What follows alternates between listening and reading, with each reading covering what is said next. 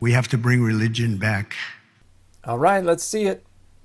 We have to bring it back much stronger. It's one of the biggest problems that we've had over the last fairly long period of time. So, two things to note here. First, when someone like Trump talks about religion as a social good, they're not talking about religion in general, they're talking about Christianity, and more specifically Protestant Christianity, even more specifically evangelical Christianity, and even more specifically than that, Christian nationalism. This is about structuring power in favor of Christian nationalism, since Christian nationalism is what put Trump into power. And so Trump obviously doesn't want more Muslims in our country. Trump does not want more Hindus in our country. Trump very obviously does not want more indigenous African religions in our country. Trump wants more access to power and resources, and he does that by making Christian nationalists happy. Second thing to note is that it is a common assumption among folks who don't think very hard about themselves or their religion that more religion would be the answer to the social ills that we've been experiencing for generations now. And the opposite is actually what the data support. See, Christian nationalism is the cause of and is responsible for a lot of the most salient social ills that we've been experiencing. And this goes back to before we referred to it as Christian nationalism, back into the 70s when folks like Jerry Falwell and Paul Weyrich went on this national campaign to try to galvanize the silent majority to try to get more conservative Christians to put conservative Christians into office. And why were they doing it?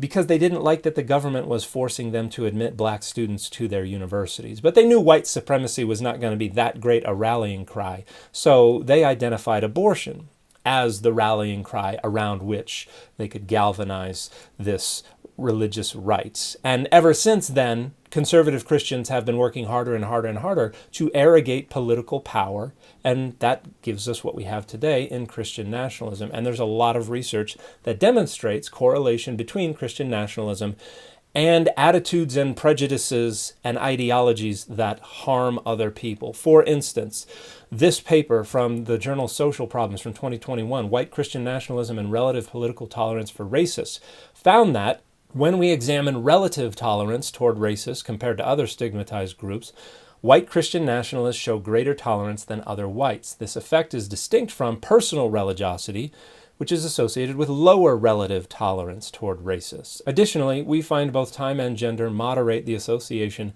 between white Christian nationalism and relative tolerance toward racists.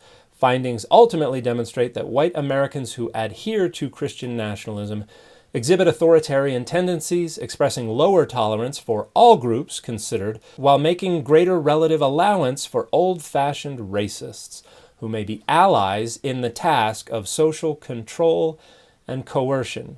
And then we've got this Sociology of Religion article from last year, Liberty for Us, Limits for Them, Christian Nationalism and Americans' Views on Citizens' Rights. They found analysis drawn from a nationally representative sample of U.S. adults show Christian nationalism is a leading predictor that Americans prioritize gun rights, religious freedom, and states' rights, but deprioritize freedom of speech, the press, right to a speedy and fair trial, and protection from unlawful searches and seizures. Further analyses indicate Christian nationalism is the strongest predictor that Americans view voting as a privilege, not a right. Findings suggest Christian nationalism may incline Americans to support rights more suited to the continuance of the current social order and maintenance of power structures, while also making them less likely to support rights traditionally associated with challenging these structures. Then we've got this Sociological Quarterly paper, also from last year, Our Kind of American, Christian Nationalism, Race, and Contingent Views of Cultural Membership. Data from the 2014 General Social Survey show Christian nationalism predicts white adults hold more exclusionary and assimilationist views. However, among black adults, not Hispanic adults, Christian nationalism is associated with a rejection of domestic racial/ethnic minorities assimilating.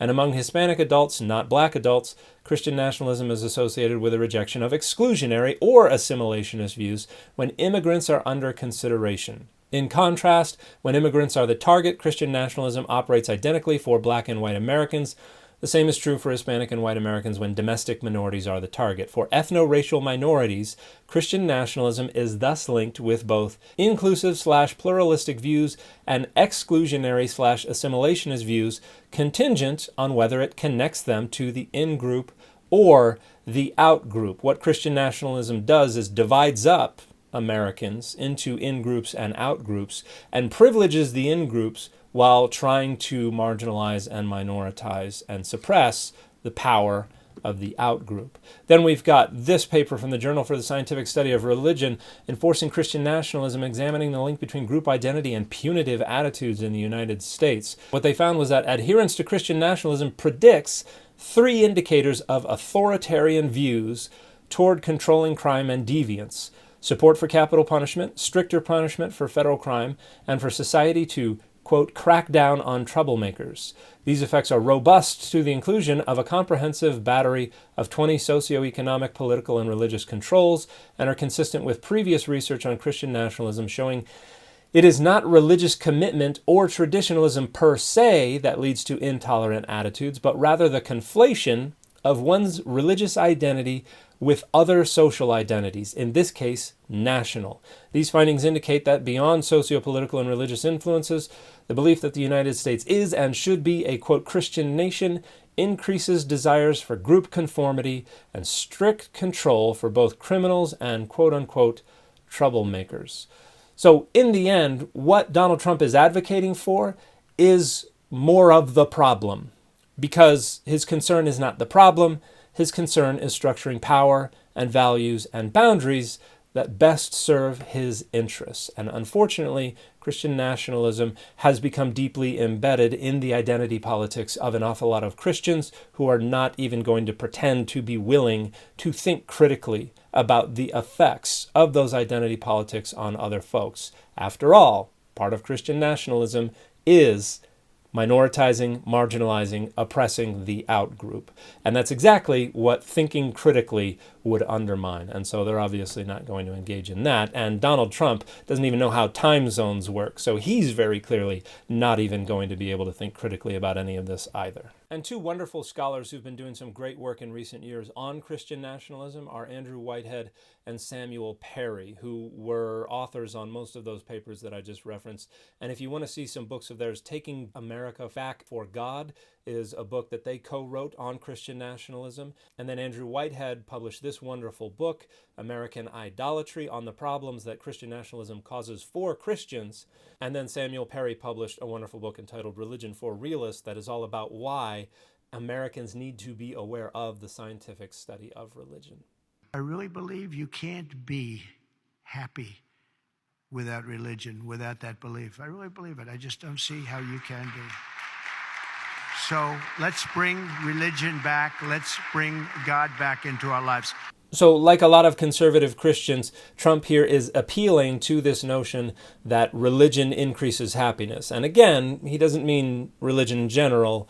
He means conservative Christianity and specifically Christian nationalism, because the point here is to try to advocate for Christian nationalism. Now, there absolutely has been research that shows that religion correlates to greater what they call subjective well-being, and this is a measure of happiness. But there's also been an awful lot of research looking into the variables that influence that and why it's different from country to country, from place to place, from religion to religion, and what it is that is underlying that relationship of religion to happiness. And what we mostly find is that it is social support that contributes to greater happiness. But let's take a look at some research that has been conducted. Here is a 2011 Journal of Personality and Social Psychology paper, The Religion Paradox. If religion makes people happy, why are so many people dropping out?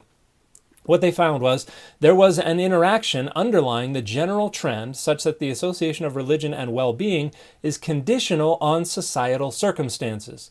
Nations and states with more difficult life conditions, e.g. widespread hunger and low life expectancy, were much more likely to be highly religious. In these nations, religiosity was associated with greater social support, respect, purpose, or meaning, and all 3 types of subjective well-being. In societies with more favorable circumstances, religiosity is less prevalent, and religious and non-religious individuals experience similar levels of subjective well-being. In other words, it depends on what religion is providing.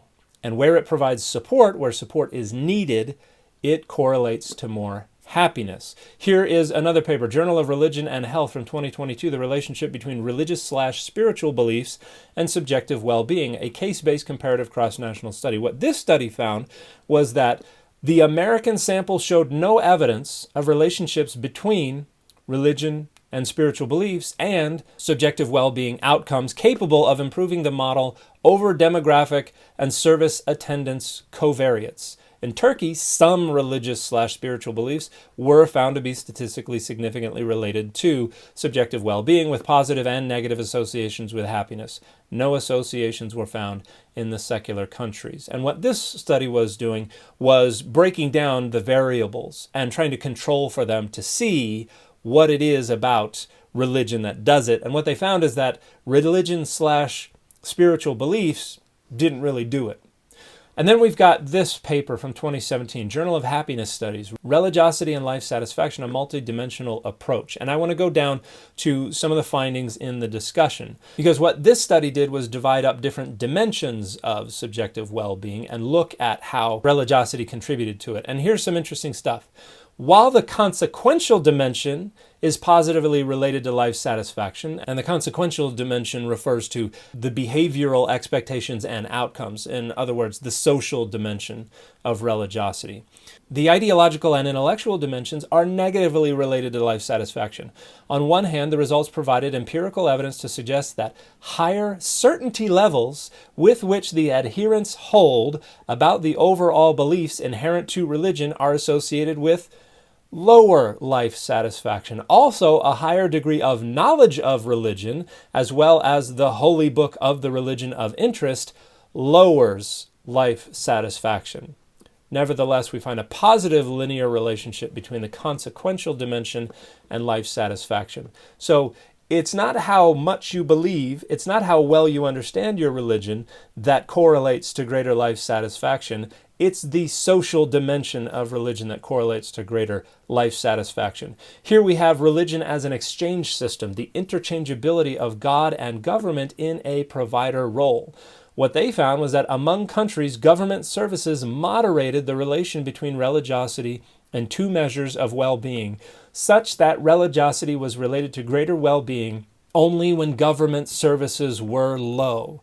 In other words, government services can provide what it is that religiosity provides, because what research consistently finds religiosity provides is social support and a sense of belonging and meaning and purpose. We can look at religion versus the welfare state, the importance of cultural context for religious schematicity and priming. And here these researchers say, we conclude that cultural context is important to consider when studying psychological functions of religion. And we suggest that the failed replication may be due to cultural contextual factors. Finally, religious reminders may have contradictory influences on risk-taking. They were trying to replicate findings about greater religiosity correlating to greater happiness, and what they found is that cultural context, social context, has more to do with it than does just religiosity in and of itself.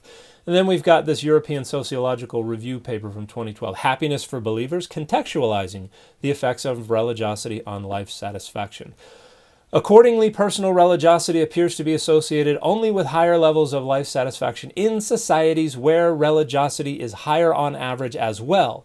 Instead of an intrinsic importance of individual religiosity, societal conformity mechanisms appear to be conducive to greater happiness levels. Now, a lot of people who are religious and think that religion is a social good overall don't think very hard about it and are completely unaware that there are generations and generations of research on what religion is and what it's doing for us. And one of my specializations, the cognitive science of religion, is specifically focused on that.